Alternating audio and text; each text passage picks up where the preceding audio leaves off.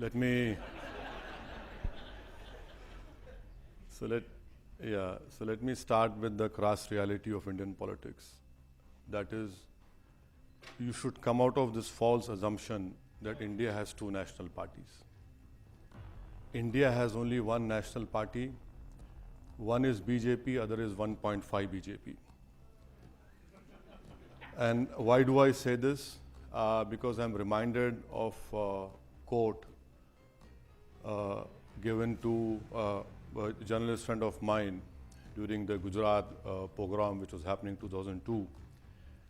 Sangh Parivar leader told this senior journalist that Congress is Vajpayee Congress and BJP is Advani BJP. So please come out of this false assumption that you have two national parties. We have only one national party. And yes, the present politics, there is a grave threat to our separation of powers. Earlier also, I cannot say that the earlier regime of Congress or UPA didn't try to weaken separation of powers, but now in the present day, there's a grave threat to that separation of powers. Thirdly, if you have a grave threat to separation of powers, when executive has to be independent, judiciary has to be independent, legislature has to be independent. Unfortunately, what we are seeing now is that you have this overpowering executive which wants to control the legislature and the judiciary. You must have read, sitting in Harvard or sitting in USA, that how 4 senior Supreme Court judges had to do a press conference and basically have to plead with the people of India, please save the democracy. And then you have this great scientific development which has taken place, that whenever a government wants to get a decision in their favor, they have developed this art of maybe, I'm sure even Lord Denning would have been surprised that you give something in an envelope and give it to the honorable judge, and the judge accepts whatever is written in that envelope. So there is a grave threat. I am not demeaning the judiciary, because in the light of what happened in a recent case, whereon it was proven wrong, there is a grave threat to a separation of powers because of present-day politics practiced by the ruling party. Fourth, there has been always a cartelization of power, and you have this particular groups, the dominant upper caste Hindu groups, who have always been in power, whether it is BJP or Congress, and there are numerous examples which I can give. Fifth point is, because of this cartelization of power, the present-day Indian politics is not what XYZ can deliver in terms of justice, in terms of fraternity, in terms of liberty, in terms of equality, which our forefathers had enshrined this in our preamble.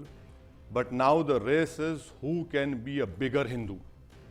So if you are a bigger Hindu, you are definitely going to get a constitutional post. That is the reality of the present-day Indian politics. Why do I say that? Because recently in Madhya Pradesh, 3 Muslim youths were arrested for an alleged crime of cow slaughter. You have a requisite law for that particular offense, alleged offense, but National Security Act was imposed on those 3 youths.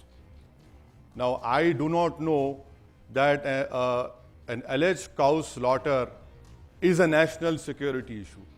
But you have what I said, a 1.5 BJP in power. That is why they had used NSA over there. So then you have a 7th point. You have these dominant caste groups, whether Patels, Gujars, or Marathas, who want reservations. Now this is where the real fun begins.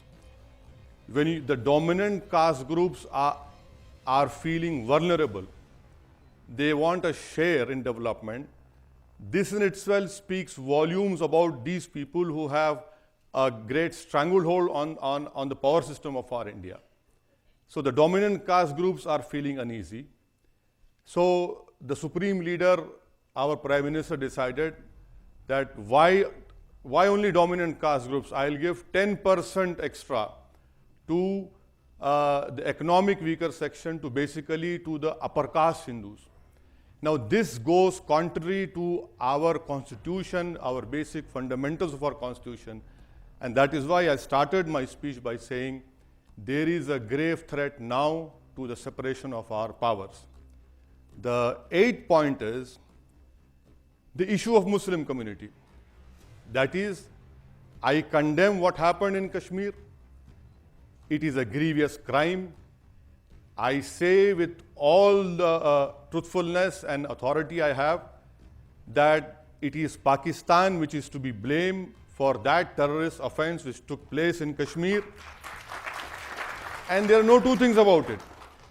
But the crass reality of our present day politics, and which has also been reality, that if Asaduddin Owaisi criticizes Pakistan, I am called a true nationalist.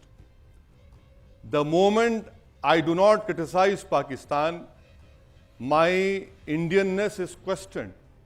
And that is the problem over here. I am a 4th generation Indian. My forefathers rejected the ideology of Jinnah, and we said, no, India is our country. This is the land of Khaja Gharib Nawaz. We will stay here. So I have this great honor and distinction that I am not only an Indian by birth, but also by choice, which no one can take that away from me. But in the light of what happened in Kashmir, if you go to my Twitter timeline, every second question is, have you condemned this bomb blast? Have you condemned Pakistan? Why don't you go to Pakistan? And so even after 70 years of independence, I am being asked this question, that why don't you go to Pakistan? Now, no one asked, how did that happen? How did that 100 kg plastic explosive got inside Kashmir? No one is asking that question. Because the moment, now I've mentioned it, please watch tomorrow 9 p.m. TV channels. They will have a scrolling saying, Asaduddin Owaisi questions India in Harvard. Now this is the state of our politics. That you cannot question the supreme leader, you cannot question one national party, whether it's 1% or 1.5, is a different thing. So what we see now is that Muslims are always questioned. Kashmiris are now being targeted. I'm sure those terrorists must be feeling really happy that how, as a nation, we are not able to stop these thugs who are targeting Kashmiris. For what they are, these are terrorist people who have done it, but they are now successful. And the last point, that is, please understand that I am not a jihadi. I have taken oath on the Constitution of India.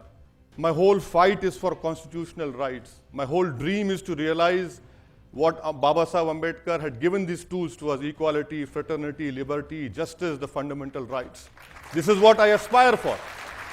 What I aspire for is Article 39A, that is equal distribution of wealth. Wealth cannot lie in the hands of few people. And then you cannot come and tell me, celebrate India. No, I cannot celebrate, because the wealth has to be distributed. That is what the directive principle of our Constitution, Article 39A, talks about. The Constitution is self-encompassing. That the Constitution has to be a living document. Now, please understand that you had if I'm not wrong, in Boston, you had a race and a marathon ride, and you had 2 terrorists who had bombed.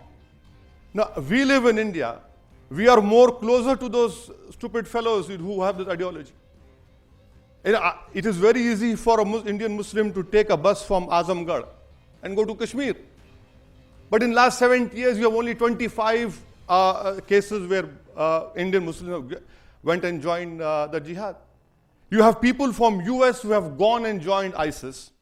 You have people from Great Britain, from all those so-called developed democracies, but you have only confirmed cases of 29 Indian Muslims who have gone and joined ISIS, and out of that 20 who were not from India but who were studying abroad.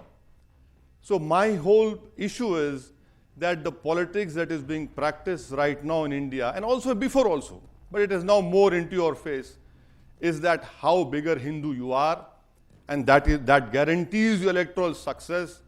That is the crass reality of our, unfortunately, of our democracy.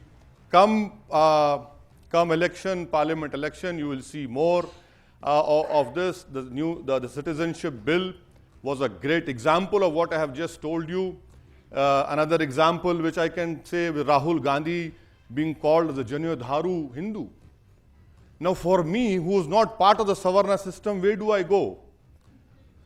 So I am in a limbo state, because Shri Rahul Gandhi is a Janyodharu Hindu, Shri Narendra Modi is a Hindu nationalist.